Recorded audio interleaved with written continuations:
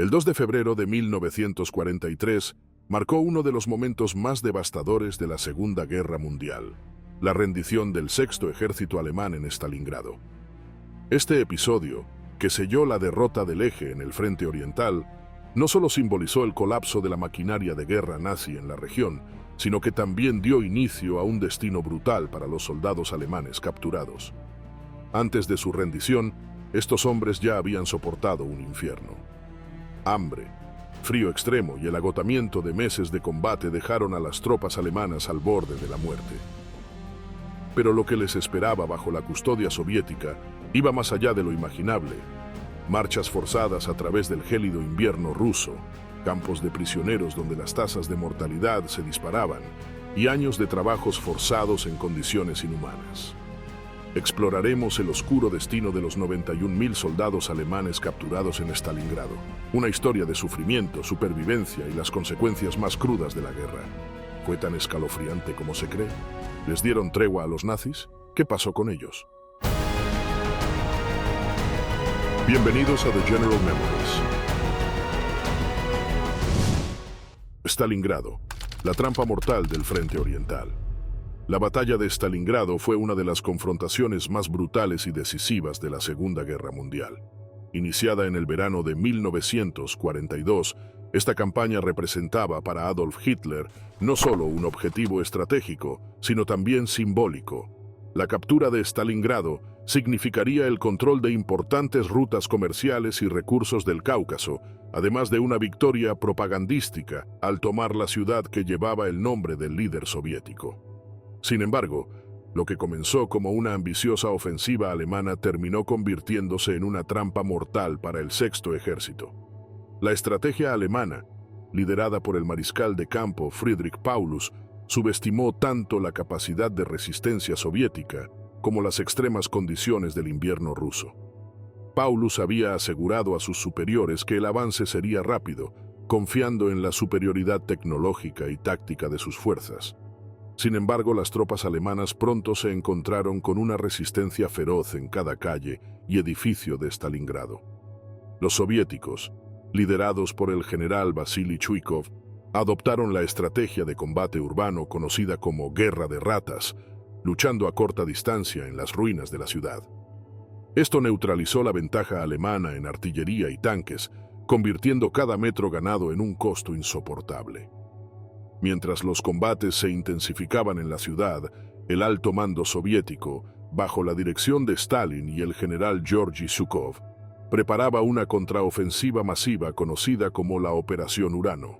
El 19 de noviembre de 1942, las fuerzas soviéticas lanzaron un ataque en dos frentes, rodeando al Sexto Ejército alemán y a sus aliados en un cerco mortal. Este movimiento, cuidadosamente planificado, atrapó a más de 300.000 soldados en un área sin acceso a suministros ni posibilidades de escape. Archivos soviéticos desclasificados años después detallan cómo los comandantes alemanes, incluyendo a Paulus, solicitaron repetidamente autorización para retirarse antes de que el cerco se cerrara por completo. Sin embargo, Hitler rechazó estas peticiones, insistiendo en que el Sexto Ejército debía resistir a toda costa. En una de sus comunicaciones, Hitler declaró: «El Sexto Ejército permanecerá en Stalingrado. Es una cuestión de honor nacional». El impacto del cerco fue devastador. Sin acceso a alimentos, municiones o ropa adecuada para el invierno, los soldados alemanes comenzaron a sucumbir al hambre, el frío extremo y las enfermedades. Las temperaturas en Stalingrado durante el invierno de 1942 a 1943 descendieron por debajo de los 20 grados bajo cero, congelando a hombres vivos en sus posiciones. Un prisionero alemán que sobrevivió al cerco relató años después: «Veíamos a nuestros camaradas morir cada día. No había comida, solo una sopa aguada que no llenaba el estómago. El frío era insoportable y muchos simplemente se acostaban a morir». Mientras tanto, la Luftwaffe intentó abastecer al Sexto Ejército mediante un puente aéreo, pero esta operación resultó insuficiente. De las 600 toneladas de suministros diarios requeridos, solo llegaban entre 100 y 150. Además, los aviones alemanes enfrentaban un intenso fuego antiaéreo soviético, lo que provocó la pérdida de numerosas aeronaves y tripulaciones. La situación dentro del cerco se deterioró rápidamente. Para enero de 1943, los soldados alemanes estaban reducidos a comer caballos, perros e incluso ratas para sobrevivir. El colapso moral comenzó a extenderse entre las tropas, con muchos soldados escribiendo cartas a sus familias que nunca llegaron a enviarse. Estas cartas, recuperadas posteriormente por los soviéticos, revelan el estado psicológico de los hombres atrapados. Una de ellas decía: «Querida madre, si lees esto, probablemente ya no esté vivo. Estamos rodeados y no hay esperanza de ayuda. Estoy cansado, hambriento y congelado, pero trato de mantenerme fuerte por ti». Finalmente, el 2 de febrero de 1943, Friedrich Paulus, promovido a mariscal de campo días antes en un intento de Hitler por evitar que se rindiera, capituló junto con los restos del Sexto Ejército. Fue la primera vez en la historia que un oficial alemán de este rango se rendía, marcando un hito en la guerra. De los 300.000 soldados que inicialmente quedaron atrapados, más de la mitad habían muerto, y unos 91.000 fueron tomados prisioneros. El impacto psicológico de esta rendición fue profundo, tanto para los soldados alemanes como para la maquinaria de guerra nazi. Para los combatientes, la rendición significaba enfrentarse a un destino incierto en manos soviéticas, que muchos temían sería aún peor que la muerte. Para el régimen nazi, Stalingrado fue un golpe devastador a la moral y la percepción de invencibilidad del ejército alemán. En el lado soviético, la victoria en Stalingrado fue celebrada como un punto de inflexión en la guerra. Marcó el inicio de una serie de ofensivas que empujarían gradualmente a las fuerzas del eje de regreso hacia Alemania. Sin embargo, para los prisioneros alemanes, la rendición fue solo el comienzo de un nuevo infierno.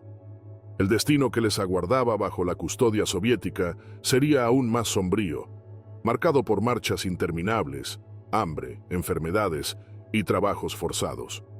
Stalingrado no fue solo una derrota militar, sino una prueba de cómo la guerra puede destruir no solo cuerpos, sino también espíritus. Lo que comenzó como una ofensiva estratégica terminó como una trampa mortal para el Sexto Ejército. Un episodio que permanecería grabado en la memoria como uno de los capítulos más oscuros de la Segunda Guerra Mundial. El inicio del suplicio, las marchas de la muerte en el invierno ruso. La rendición en Stalingrado marcó el inicio de un tormento aún más implacable para los soldados alemanes capturados. Con el Sexto Ejército completamente desmoronado, las tropas soviéticas comenzaron el proceso de trasladar a los prisioneros hacia los campos de trabajo en el interior de la Unión Soviética. Estas marchas, que se llevaron a cabo en pleno invierno ruso, se convirtieron en un escenario de sufrimiento inimaginable, donde el frío, el hambre y el agotamiento cobraron un precio devastador. Desde el momento en que se ordenó la rendición, los soldados capturados fueron despojados de cualquier equipo personal que pudiera ayudarlos a resistir el clima. Las botas eran reemplazadas por calzado inadecuado o simplemente confiscadas, obligando a muchos a caminar descalzos sobre la nieve helada. Los alimentos eran casi inexistentes, y el agua, cuando se suministraba, provenía de fuentes contaminadas o de nieve derretida, recogida apresuradamente. Archivos soviéticos desclasificados mencionan que estas condiciones no eran casuales. Formaban parte de un cálculo deliberado para castigar a los prisioneros y debilitar su resistencia física y mental. Las temperaturas durante las marchas alcanzaban fácilmente los 20 grados bajo cero. Bajo estas condiciones extremas, los prisioneros caminaban durante horas sin descanso, cubriendo decenas de kilómetros al día. Aquellos que no podían seguir el ritmo eran golpeados o ejecutados en el lugar. Un sobreviviente recordó en sus memorias: «Sabíamos que detenernos significaba morir. Algunos caían de agotamiento, y los guardias simplemente los dejaban ahí, muertos o agonizando. No podíamos hacer nada para ayudarlos». A lo largo de estas marchas, los soldados alemanes no solo enfrentaron el clima, sino también el trato brutal de algunos de los soldados soviéticos que los escoltaban. Aunque había órdenes de mantener a los prisioneros vivos para su posterior utilización en trabajos forzados, los guardias a menudo actuaban con crueldad, en parte como una forma de venganza por las atrocidades cometidas por los nazis en suelo soviético. Un documento capturado después de la guerra menciona cómo algunos prisioneros eran obligados a cargar equipo pesado mientras marchaban, lo que aceleraba su colapso físico. El hambre se convirtió rápidamente en uno de los principales verdugos de los prisioneros. Las raciones, cuando existían, consistían en pequeñas cantidades de pan rancio o sopas aguadas, insuficientes para sostener a hombres debilitados.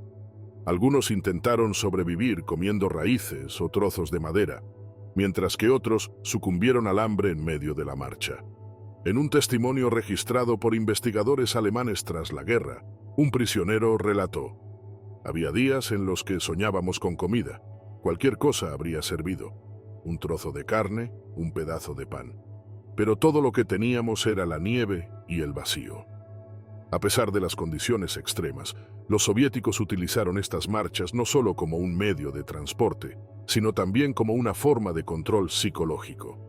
La deshumanización de los prisioneros era evidente en cada paso. Los grupos eran constantemente contados y reorganizados, a menudo sin previo aviso, lo que creaba un ambiente de incertidumbre y tensión constante. Muchos soldados capturados perdieron a sus camaradas en el caos de las marchas, separaciones que a menudo eran definitivas.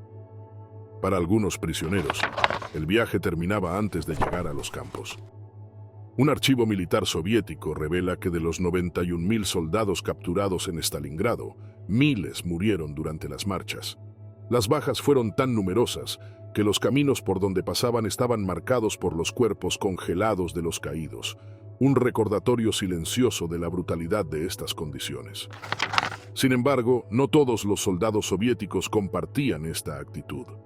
Algunos guardias, conscientes de la dureza de las marchas, permitían breves descansos o compartían pequeñas porciones de sus propias raciones con los prisioneros. Estos gestos, aunque raros, se mencionan en algunos testimonios como una luz de humanidad en medio de la crueldad predominante.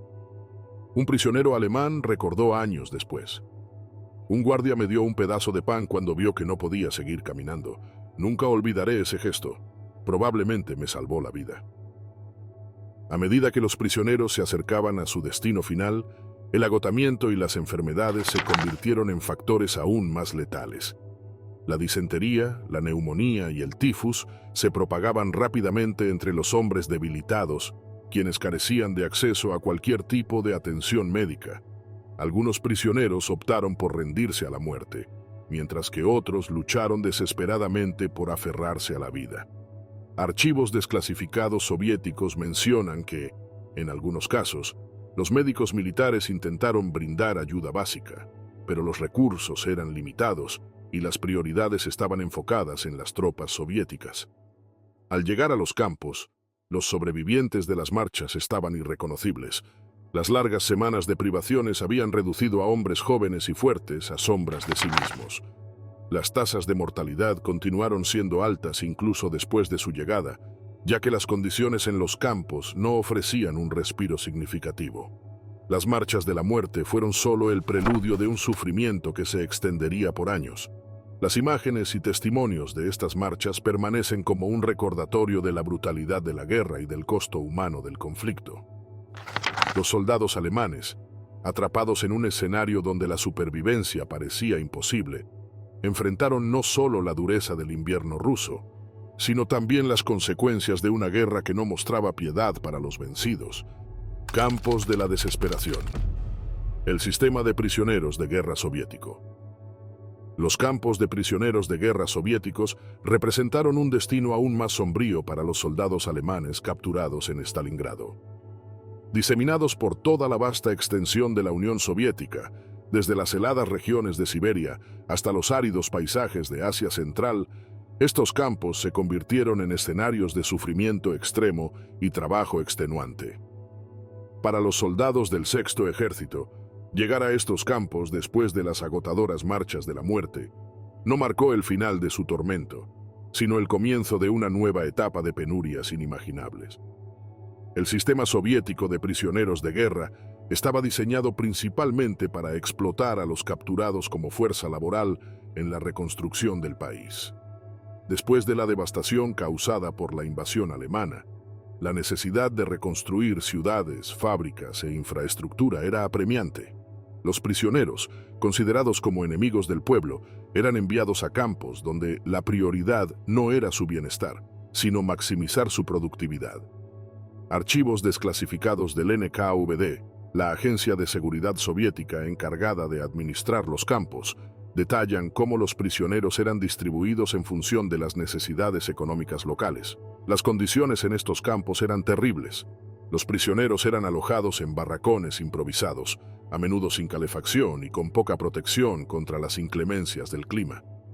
En Siberia, donde las temperaturas podían descender por debajo de los 40 grados bajo cero, la falta de ropa adecuada agravaba aún más su sufrimiento. Las raciones de comida eran mínimas, consistiendo generalmente en pan rancio y sopas aguadas.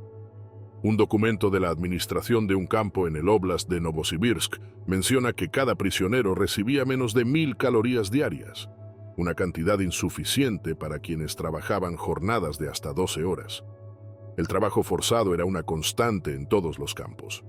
Los prisioneros eran utilizados en una variedad de tareas, desde la reconstrucción de puentes y edificios hasta la extracción de minerales en minas. En las regiones forestales, muchos fueron asignados a la tala de árboles, una labor extremadamente dura, especialmente en el invierno.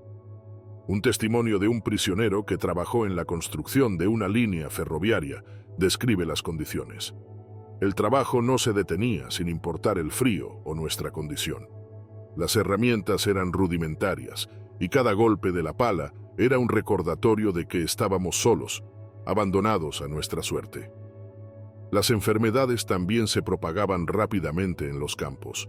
La desnutrición y las condiciones insalubres debilitaban a los prisioneros, haciéndolos vulnerables a infecciones como disentería, tifus y tuberculosis. Los archivos del NKVD muestran que en algunos campos las tasas de mortalidad superaron el 50% en los primeros meses de operación. La falta de atención médica adecuada significaba que quienes se enfermaban severamente a menudo eran dejados morir, ya que no podían cumplir con las cuotas de trabajo. A pesar de estas condiciones extremas, algunos prisioneros lograron sobrevivir gracias a redes de apoyo entre camaradas. Formaban pequeñas comunidades dentro de los campos, compartiendo alimentos y protegiéndose mutuamente del abuso de los guardias. Estas redes eran fundamentales para mantener la esperanza en un entorno donde la muerte era una amenaza constante. Un prisionero alemán recordó cómo, en un campo cerca de Moscú, un grupo de compañeros se turnaba para vigilar mientras otros dormían, asegurándose de que nadie pereciera por hipotermia durante la noche. Los tipos de trabajos asignados a los prisioneros variaban según la región y las necesidades locales. En las ciudades devastadas por los bombardeos alemanes, como Stalingrado y Leningrado, los capturados fueron utilizados para retirar escombros y reconstruir edificios. En las áreas rurales, muchos trabajaron en granjas colectivas, donde su labor era fundamental para garantizar el suministro de alimentos. En algunos casos, los prisioneros eran asignados a proyectos de infraestructura de gran escala, como la construcción de presas y líneas ferroviarias. Un archivo soviético detalla cómo un grupo de prisioneros alemanes participó en la construcción de una planta hidroeléctrica en el río Volga, un proyecto que requería jornadas extenuantes y que costó la vida a decenas de ellos. Los intentos de escape eran raros debido a las distancias y las condiciones inhóspitas que rodeaban los campos. Sin embargo, algunos prisioneros, desesperados por su libertad, arriesgaron todo para intentar escapar. Archivos del NKVD mencionan varios casos de fugas, aunque pocos tuvieron éxito. En un incidente registrado en 1945, un grupo de 5 prisioneros intentó escapar de un campo en Siberia, solo para ser recapturados a los pocos días. Las represalias fueron severas, sirviendo como advertencia para los demás.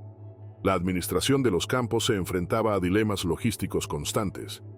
Los recursos eran limitados, y los conflictos entre mantener a los prisioneros vivos y maximizar su productividad eran frecuentes. Un informe interno del NKVD señala que, en algunos campos, las cuotas de trabajo eran deliberadamente reducidas durante los meses de invierno para evitar un aumento drástico en las muertes, mientras que en otros, las autoridades priorizaban cumplir con los objetivos económicos a cualquier costo. Para el final de la guerra, Muchos prisioneros de Stalingrado habían muerto en los campos. De los 91.000 soldados capturados en febrero de 1943, solo 6.000 sobrevivieron para regresar a Alemania años después. Esta baja tasa de supervivencia refleja no solo las condiciones extremas de los campos, sino también el impacto de las políticas soviéticas hacia los prisioneros de guerra.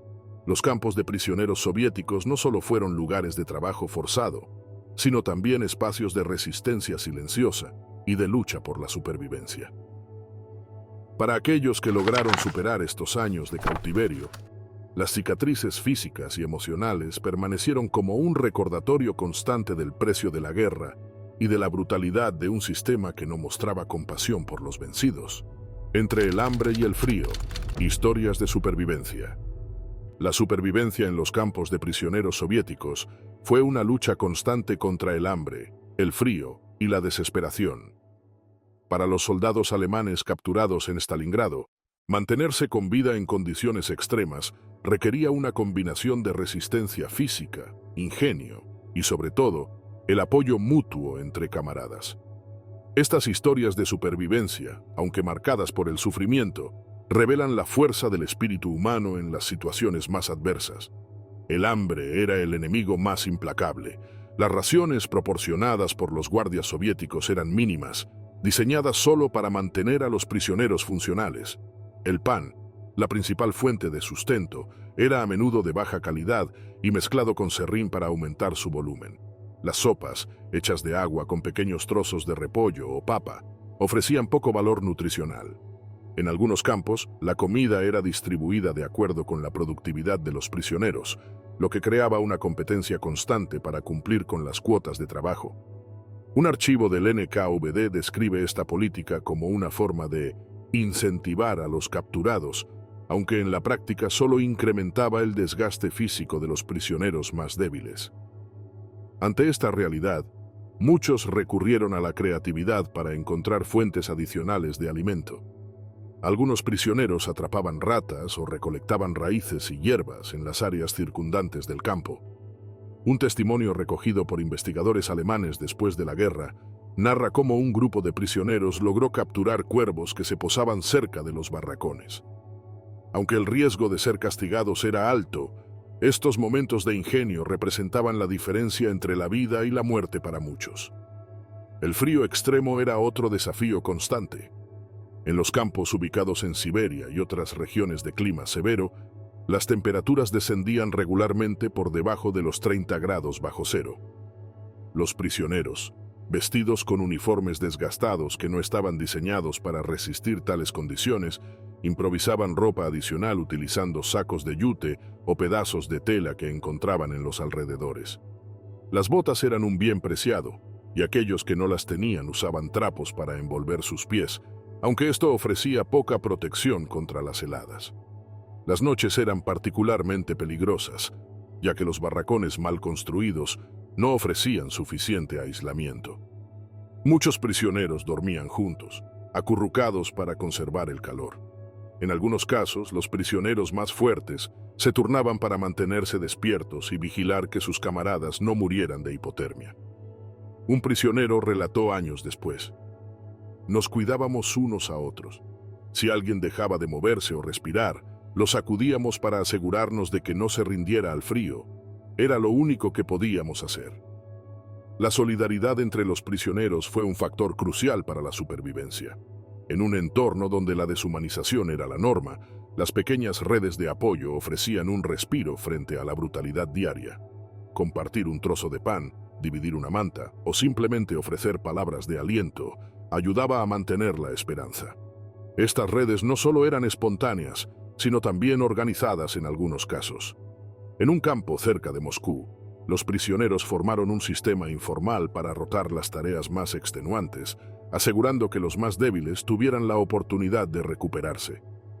El trabajo forzado, aunque agotador, también ofrecía oportunidades para mejorar las posibilidades de supervivencia. Algunos prisioneros asignados a tareas fuera del campo lograron recolectar pequeñas cantidades de comida o materiales que podían ser utilizados para el trueque.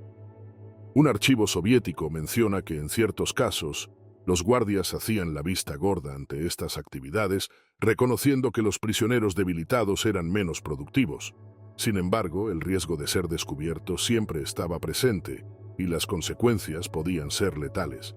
Las enfermedades eran otro obstáculo constante. La desnutrición debilitaba el sistema inmunológico, haciendo que infecciones comunes se convirtieran en sentencias de muerte. La disentería, la neumonía y el tifus se propagaban rápidamente en los barracones abarrotados y mal ventilados. En ausencia de atención médica adecuada, los prisioneros dependían de remedios caseros y del cuidado mutuo. Un prisionero recordó cómo un grupo de camaradas utilizó nieve hervida para lavar sus heridas, un acto que probablemente le salvó la vida. El impacto psicológico de años de cautiverio fue profundo. La incertidumbre sobre el futuro, combinada con la pérdida de compañeros y las constantes privaciones, llevó a muchos al borde del colapso mental.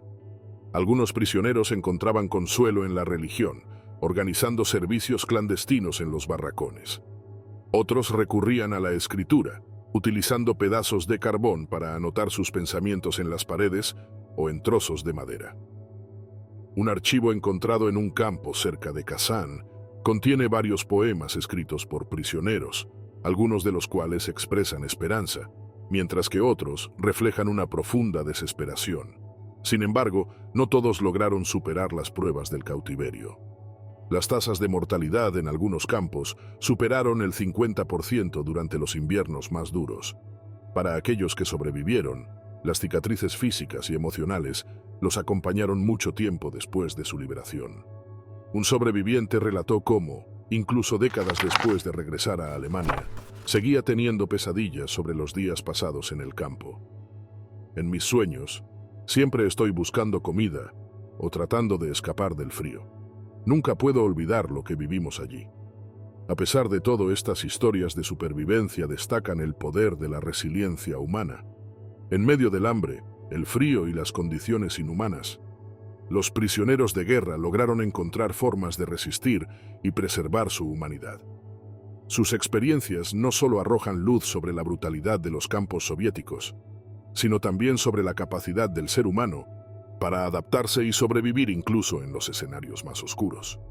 Justicia o venganza. El tratamiento a los oficiales alemanes. Los oficiales de alto rango del Sexto Ejército Alemán capturados en Stalingrado enfrentaron un destino distinto al de los soldados comunes. Mientras que la mayoría de los prisioneros eran enviados a campos de trabajo forzado, los oficiales fueron separados rápidamente y sometidos a un trato cuidadosamente calculado. Para la Unión Soviética, estos hombres no solo eran responsables de la estrategia militar del eje, sino también símbolos de un régimen al que buscaban desacreditar y culpar públicamente por los horrores de la guerra. Los interrogatorios comenzaron casi de inmediato después de la rendición. Los oficiales fueron trasladados a instalaciones aisladas, donde equipos especializados del NKVD y del Ejército Rojo llevaron a cabo interrogatorios intensivos. Archivos desclasificados soviéticos revelan que el objetivo no era únicamente obtener información militar, sino también construir un caso propagandístico contra el régimen nazi. Friedrich Paulus, el comandante del Sexto Ejército y primer mariscal de campo alemán en rendirse en la historia militar alemana, fue uno de los principales objetivos de estos esfuerzos. Paulus, capturado el 2 de febrero de 1943, fue trasladado a un lugar secreto donde se enfrentó a una serie de interrogatorios diseñados no solo para extraer información, sino también para convencerlo de que colaborara con los soviéticos. Las transcripciones de sus declaraciones muestran cómo los soviéticos lo presionaron para denunciar públicamente a Hitler y al régimen nazi. Bajo la promesa de mejores condiciones de vida y con la certeza de que no sería ejecutado, Paulus finalmente aceptó.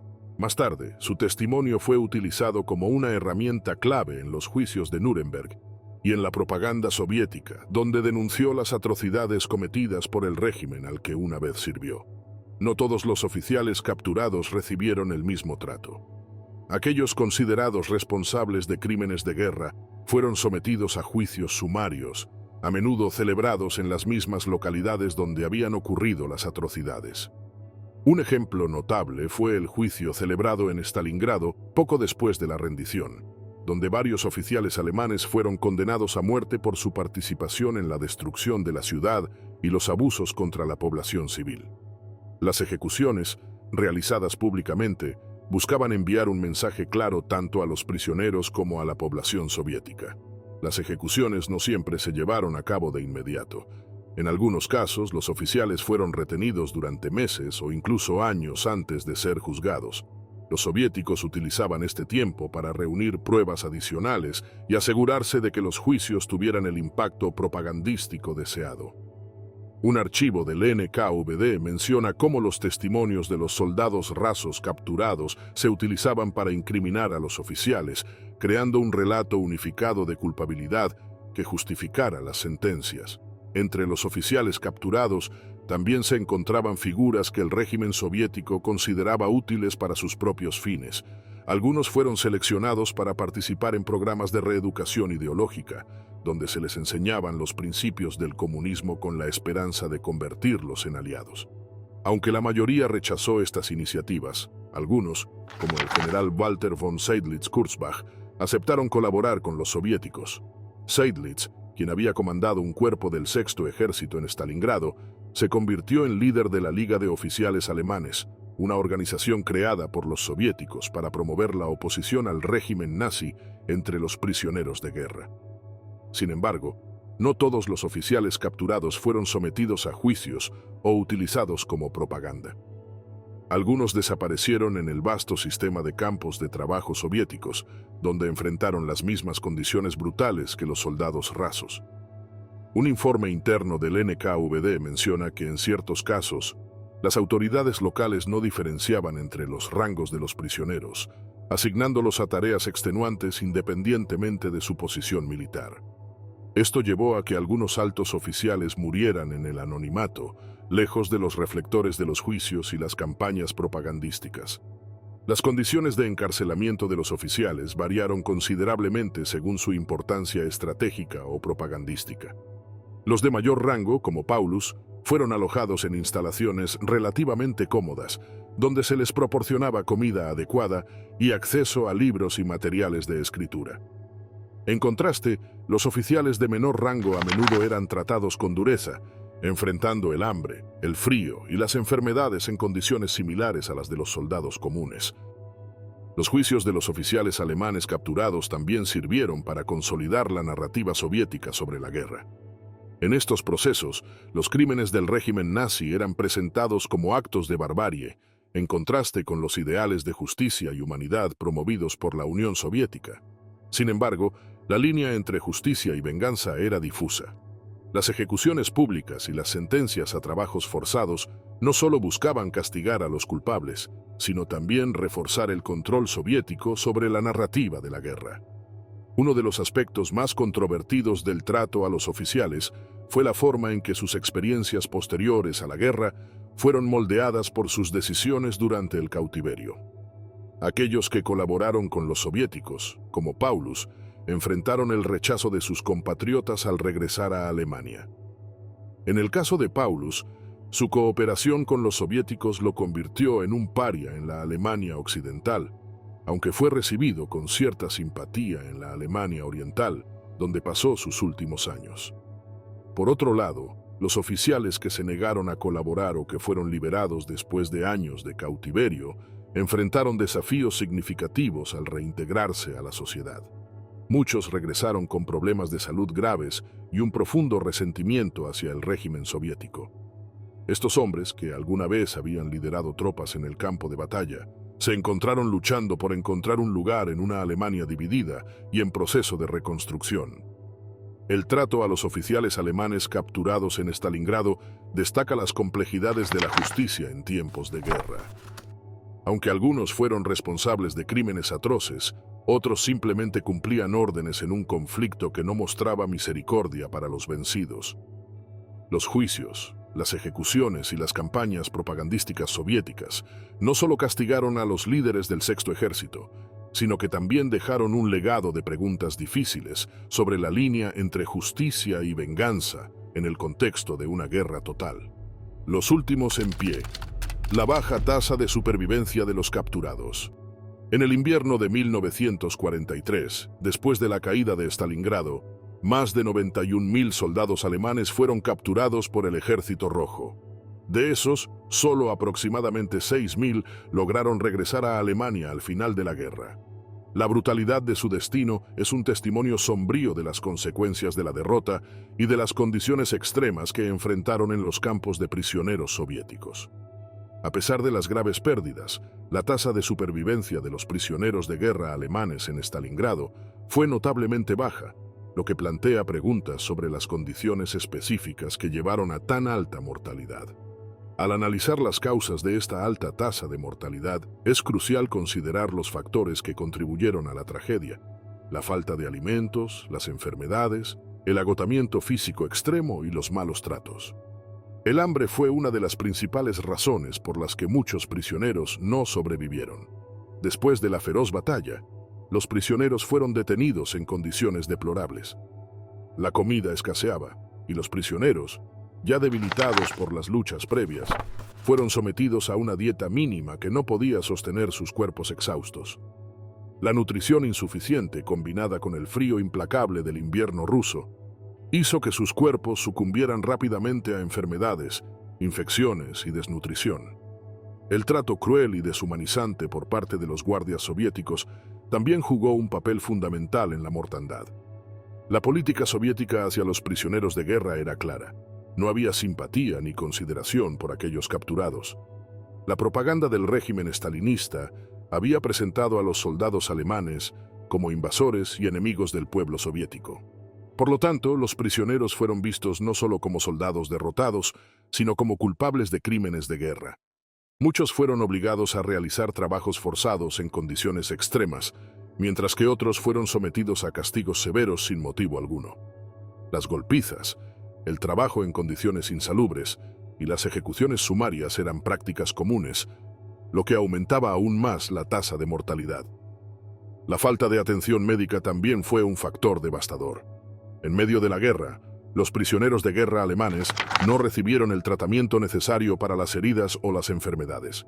El frío extremo, combinado con la escasez de medicinas y la infraestructura colapsada, hizo que incluso heridas menores se infectaran rápidamente, y la fiebre tifoidea, la disentería y el escorbuto se cobraron muchas vidas.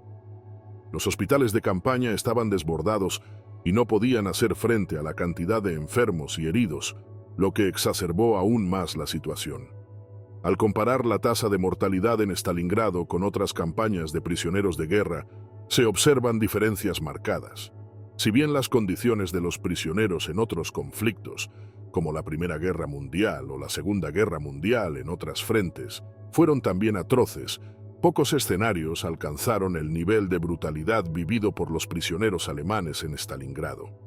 Mientras que en otras partes del frente oriental o en prisioneros de guerra en campos en el oeste de Europa, algunos lograron sobrevivir. La situación en Stalingrado fue única debido a la magnitud de la derrota alemana y las políticas de represalia implementadas por la URSS.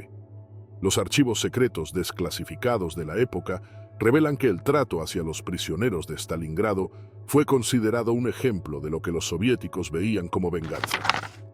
En los primeros meses después de la captura, los prisioneros fueron transportados a campos de concentración en Siberia, donde las condiciones de vida eran extremadamente duras. Las temperaturas bajaban de manera peligrosa durante el invierno y las condiciones de hacinamiento empeoraban cada vez más con el paso del tiempo. Los testimonios de los prisioneros sobrevivientes hablan de las condiciones insostenibles. Nos trataban como ganado. Nunca pensaron que éramos humanos, decía uno de ellos, recordando las jornadas interminables de trabajos forzados, marchas extenuantes y la escasez de alimentos. El contraste con otros prisioneros de guerra en situaciones similares, como los prisioneros capturados en otras batallas clave del conflicto, también es revelador.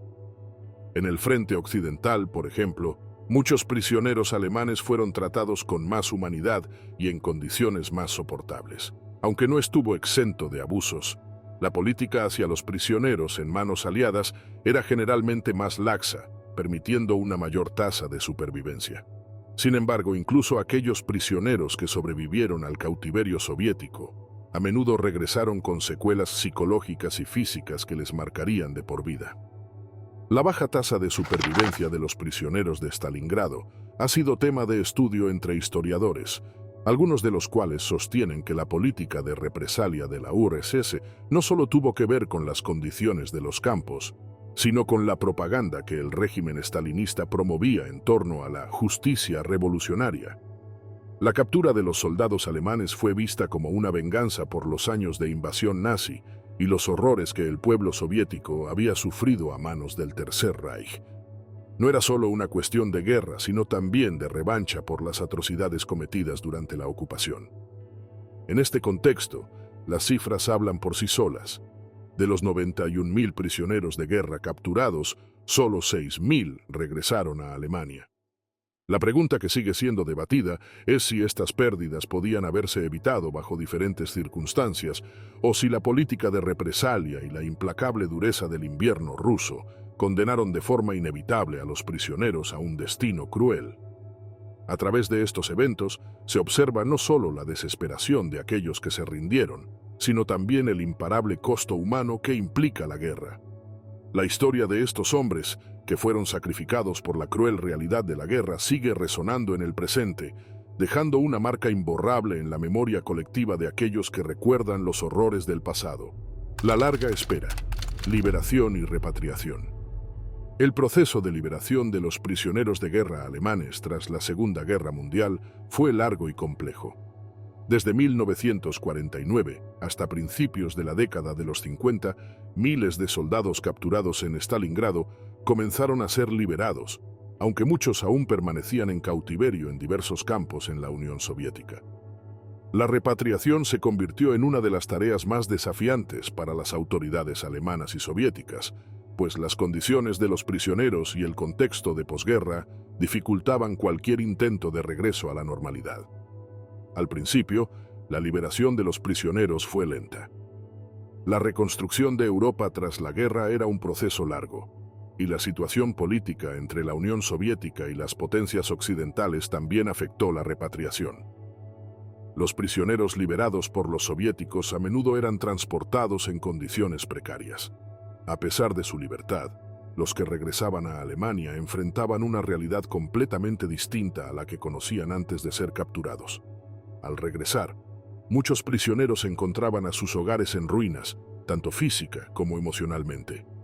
La Alemania de la posguerra estaba marcada por la división y la destrucción, y los prisioneros que regresaban, debilitados por años de maltrato, enfermedad y hambre, se sentían alienados. La desconexión de sus antiguos hogares y la transformación de su país natal representaban un desafío aún mayor. Aquellos que habían pasado años bajo el régimen soviético y que eran vistos como traidores por algunos de sus compatriotas, a menudo no eran recibidos con los brazos abiertos. En una sociedad que se encontraba reconstruyendo su identidad nacional, los prisioneros eran percibidos con desconfianza e incluso con hostilidad.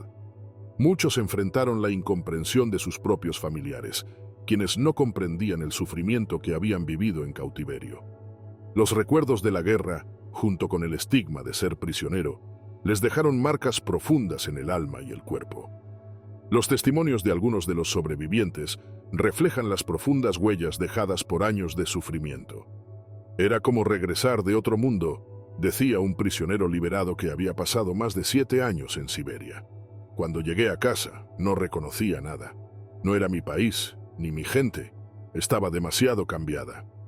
Este sentimiento de desconcierto era común entre aquellos que regresaban, pues el tiempo en los campos de prisioneros y la deshumanización sufrida les dejó una sensación de desplazamiento.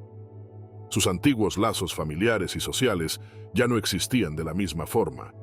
Muchos de ellos se encontraron como extraños en un país que, a pesar de estar reconstruyendo su propio futuro, les resultaba completamente ajeno. Las condiciones físicas de los prisioneros también fueron una de las consecuencias más graves de su cautiverio. La desnutrición y las enfermedades sufridas durante su tiempo en los campos de concentración hicieron que muchos de los liberados no pudieran adaptarse a la vida normal. Sus cuerpos estaban desgastados, sus fuerzas menguaban con cada día que pasaba, y sus espíritus ya no eran los mismos. A menudo se encontraban con dificultades para encontrar trabajo o reintegrarse a la vida diaria, lo que agravaba aún más su aislamiento. Las secuelas psicológicas también fueron profundas. El trauma de la prisión, las constantes humillaciones y las terribles experiencias vividas en los campos soviéticos dejaron cicatrices que muchos llevaban durante toda su vida. El estigma social, alimentado por las narrativas de guerra, también afectó a los liberados. En una Alemania que buscaba su reconstrucción, ser un prisionero de guerra significaba estar marcado. La propaganda nazi y la imagen del soldado alemán heroico, que había sido promovida por el régimen de Hitler, ya no encajaba en la realidad de una Alemania derrotada. Los exprisioneros se veían a menudo como hombres que habían fallado en su misión y que no habían logrado cumplir con lo que se esperaba de ellos. Los testimonios revelan que muchos prisioneros de guerra liberados sintieron una fuerte presión para reintegrarse rápidamente y dejar atrás su pasado, aunque esto fuera imposible. El regreso a la vida en Alemania se convirtió en una lucha constante. Las familias trataban de reconstruir sus hogares, pero a menudo se veían divididas por las tensiones políticas de la posguerra. Los que regresaban se encontraban con una Alemania fragmentada, una parte del país bajo la influencia de los soviéticos y la otra bajo la ocupación de las fuerzas aliadas. Los testimonios de los sobrevivientes dan cuenta de las dificultades para adaptarse a la nueva realidad, una en la que muchos se sintieron completamente fuera de lugar. Ecos del pasado. Reflexión sobre Stalingrado y sus prisioneros. La batalla de Stalingrado, uno de los enfrentamientos más brutales de la Segunda Guerra Mundial, dejó cicatrices profundas tanto en los soldados alemanes como en los soviéticos. Para el Tercer Reich, la derrota en Stalingrado marcó el comienzo de su declive, mientras que para la Unión Soviética representó un símbolo de resistencia y victoria ante el invasor nazi. Sin embargo, el costo humano fue inmenso en ambos bandos. Para los prisioneros alemanes, la guerra no terminó con su rendición. En muchos casos, apenas comenzaba. La brutalidad de su cautiverio, marcado por el hambre, las enfermedades y el maltrato, desnudó las inhumanas condiciones que los prisioneros de guerra tuvieron que soportar durante años. El tratamiento de los prisioneros de guerra en Stalingrado y otros campos de concentración soviéticos resalta la desconexión entre la ética y la guerra. Las leyes de la guerra, como la Convención de Ginebra, que regulan el trato humano hacia los prisioneros, fueron ignoradas por ambos bandos en diversos momentos. Los testimonios de los sobrevivientes de Stalingrado revelan una indiferencia por la vida humana que parece caracterizar los conflictos de esa época. De hecho, los archivos secretos soviéticos desclasificados más tarde mostraron que las autoridades no solo abandonaron a los prisioneros a su suerte, sino que las condiciones de los campos eran deliberadamente inhumanas. El impacto de Stalingrado perdura, pues la memoria de la batalla sigue siendo un símbolo de la tragedia y la resistencia humana. Las lecciones históricas sobre el trato a los prisioneros de guerra y la ética en tiempos de conflicto resuenan hoy en día, cuando se debate el respeto a los derechos humanos en medio de las tensiones bélicas contemporáneas. Aunque el pasado no puede ser deshecho, la reflexión sobre estos eventos sigue siendo crucial para evitar la repetición de tales horrores.